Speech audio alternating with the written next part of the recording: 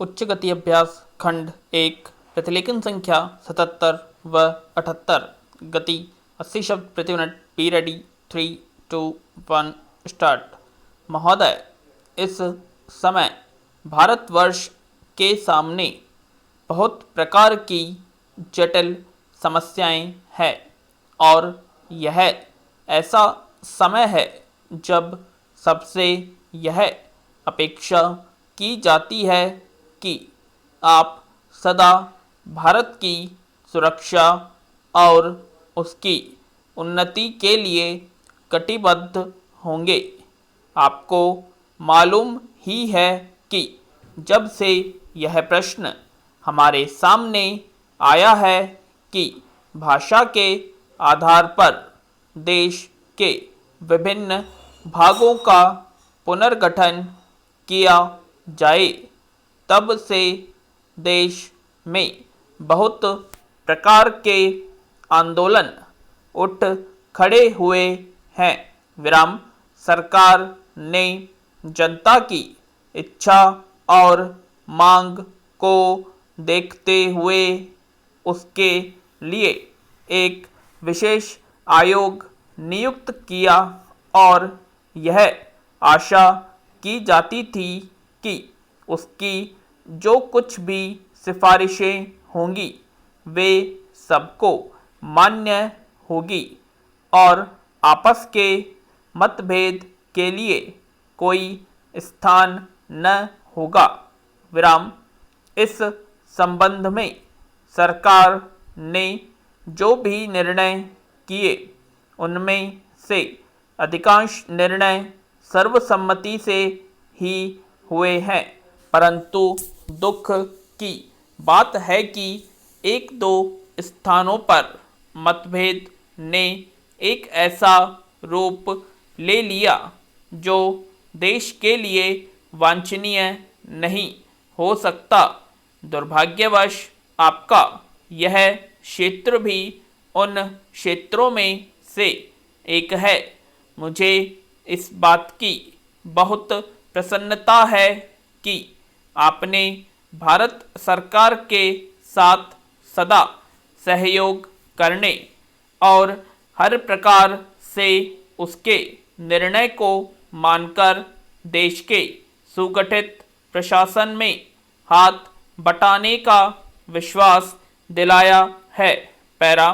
जब किसी देश के सामने बड़े बड़े प्रश्न उपस्थित होते हैं तो उनमें से कुछ बातों पर मतभेद हो जाना स्वाभाविक ही है। विराम।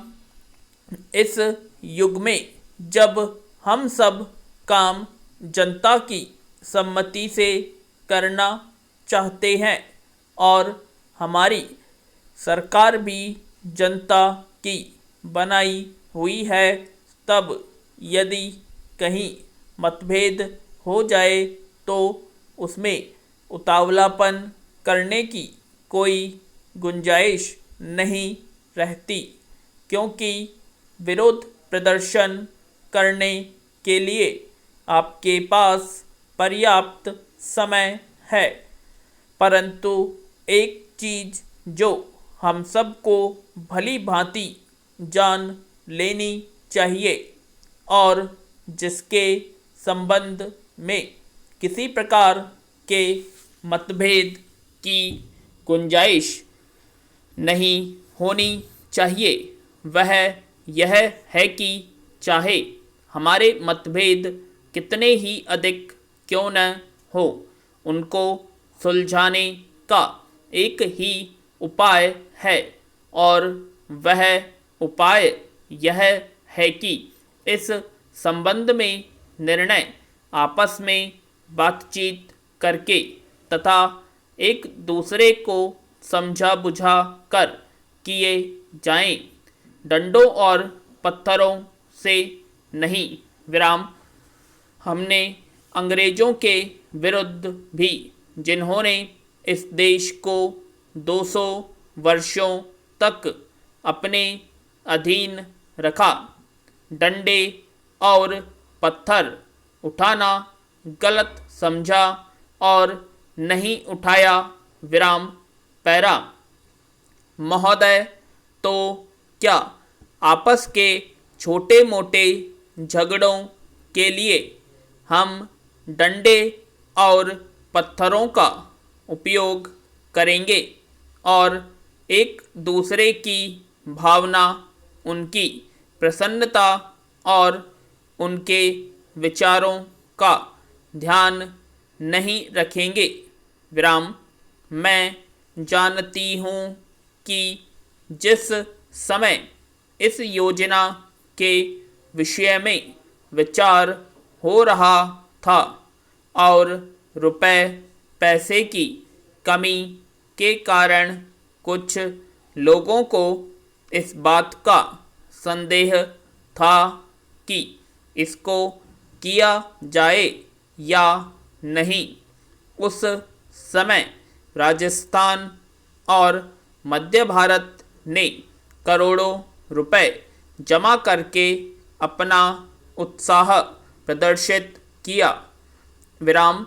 इससे लोगों में केवल उत्साह को ही प्रोत्साहन प्राप्त नहीं हुआ, बल्कि उनमें सहयोग की भावना का भी विकास हुआ, क्योंकि इतना बड़ा काम यदि ऐसी भावना पर नहीं तो और किसे भरोसे पर हाथ में लिया जा सकता था? विराम। मैं चाहता हूँ कि आप में से प्रत्येक इस काम को अपना काम समझे और इसमें यथाशक्ति सहायता करे और इसको पूरा करा दें। पैरा। कल मैंने सुना और मुझे यह देखकर प्रसन्नता भी हुई है कि आप लोगों ने यहाँ पर किसी एक स्थान से नहीं बल्कि सारे भारतवर्ष से आदमियों को बुलाया है और वे आकर काम कर रहे हैं।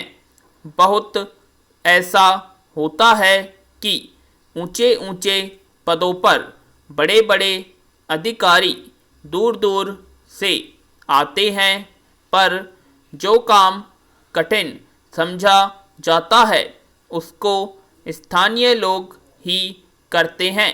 इसके विपरीत मैंने यहाँ यह भी देखा कि केवल ऊंचे पदों पर ही नहीं बल्कि पत्थर तोड़ने तथा पत्थर काटने जैसा ठेठ मजदूरी का काम, जो कठिन काम होता है, मद्रास से आकर रह रहे हैं। यह हर्ष की बात है। विराम। वे तो मजदूरी के लिए ही आए हैं, परंतु इतनी दूर से आने जाने में उनको सारे देश का ज्ञान हो जाएगा और जितने दिन वे यहाँ रहेंगे उनका यहाँ के लोगों से प्रेम और संपर्क पैदा हो जाएगा, जो सारे देश के लिए अत्यंत आवश्यक है।